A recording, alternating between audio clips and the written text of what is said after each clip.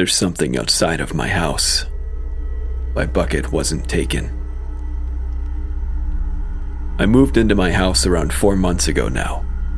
Just me. It's the first place I've ever had to myself, and it's quite pleasant. A 3-bedroom, 2-bathroom house I've been renting out in the quiet suburbs. The type of neighborhood you'd see a billboard featuring a stock photo of a family with a golden retriever. The kind of place where the mailboxes match and the people give a smile and wave when they walk by. It's nice. Although I do get the occasional dirty look, being a metalhead in my mid-20s. Long hair, painted nails, and shirts with intangible lettering featuring gutted demon corpses doesn't quite go over well with the middle-aged dads taking morning jogs, catching a glance and giving a look that says, if I was drinking coffee right now, I would have spat it out. Can't say I don't enjoy the attention though. After being alone for so long, any acknowledgement of your existence gives a sense of relief. But recently, the attention I've gotten has felt hostile. I don't know how to describe exactly what the feeling is, but it's similar to the sinking feeling of being watched. The people I've seen walking past are no different, still smiles and the occasional gag, but it's the eyes on me that I can't look back on that's truly bothering me. I would jot it down as normal paranoia, except for one factor. The feeling is only there when I'm outside of my house. In my front yard, backyard, driveway, or even if my garage is open. The feeling is there. At first, it was nothing to mind.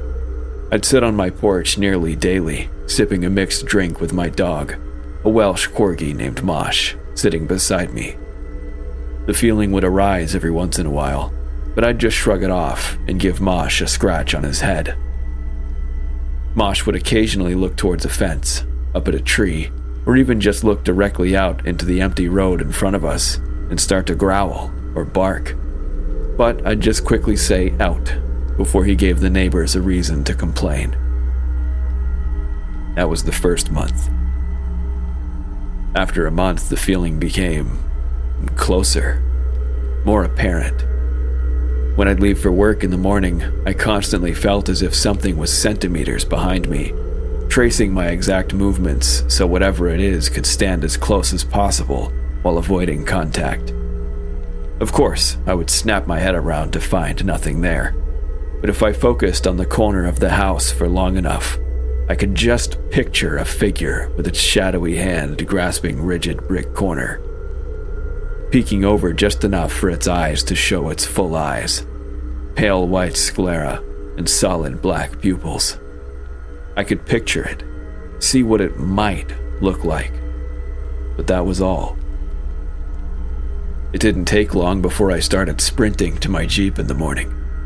It's not like it was any more than 12 feet away from my front door, but it made me feel comfortable. It's not like I had anyone to explain myself to, and I'd much rather run away from nothing than get caught by something, however childish it is. Getting into my car gave me the same feeling as being 5 years old again, flipping a light switch off and running to my brightly lit room. It felt safe. Initially, that only ever happened in the morning, but after some weeks it became a constant in my daily life, not only leaving for work in the dark morning, but returning home in the afternoon, taking the dog out for a walk, grabbing the mail. Once that started happening, it was only a matter of time before I went from doing nothing more than giving a deep sigh before I opened the door, to having a foot race with whatever the hell it is down my driveway. Once I reached the sidewalk, though, it would always go away. I started taking medication my 3rd month here. I had gotten the recommendation from a coworker to get meds for anxiety after we were dead at work and I accidentally told him about my issues. Sometimes my mind just goes on autopilot and decides to let my mouth do whatever it wants.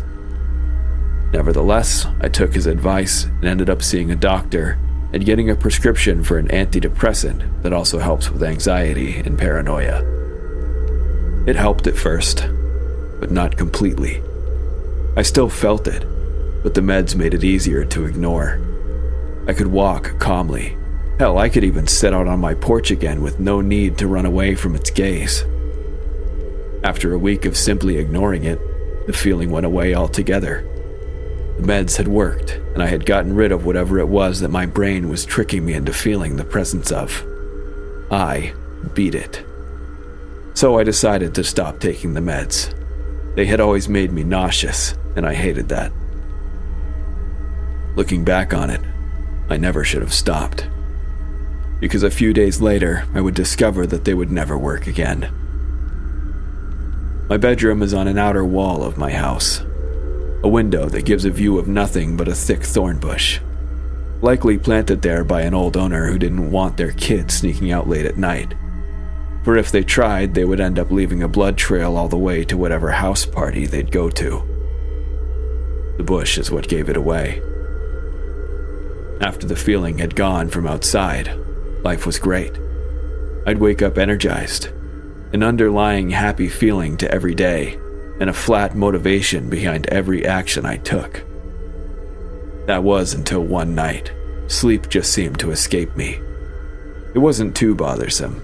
It was just hot and my AC had been acting up, so I wasn't running it too cold to save my wallet.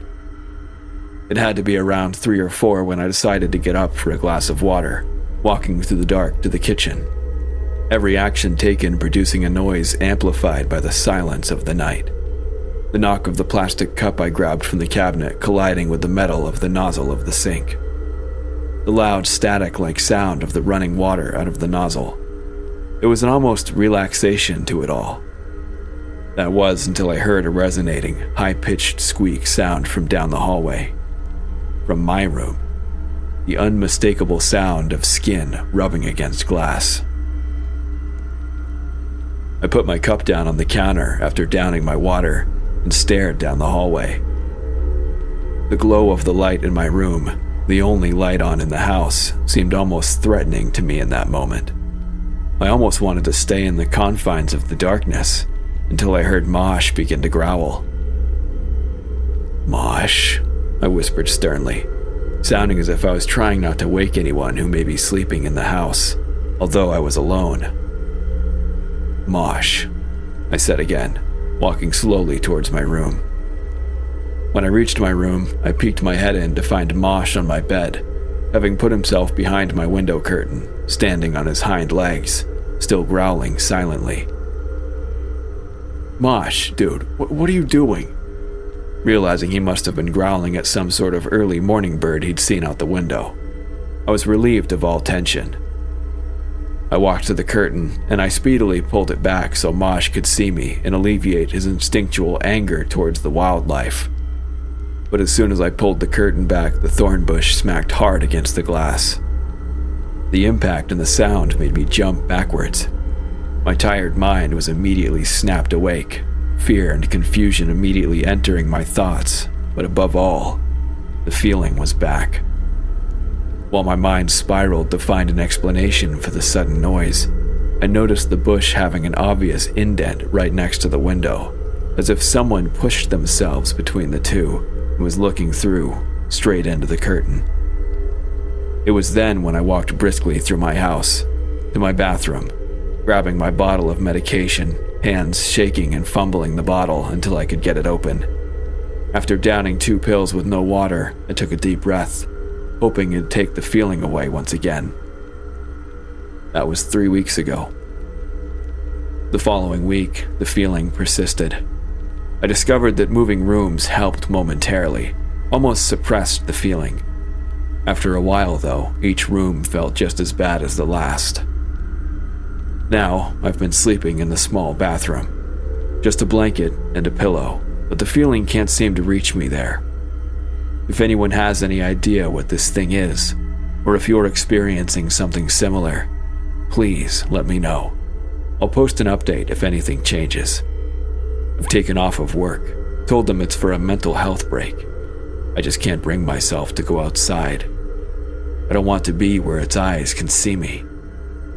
The eyes belonging to what I've never seen. The eyes I pray never meet my own.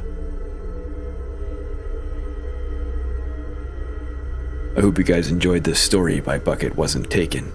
I appreciate you stopping by, and if you enjoyed the video, please like and subscribe. But until next time, goodbye.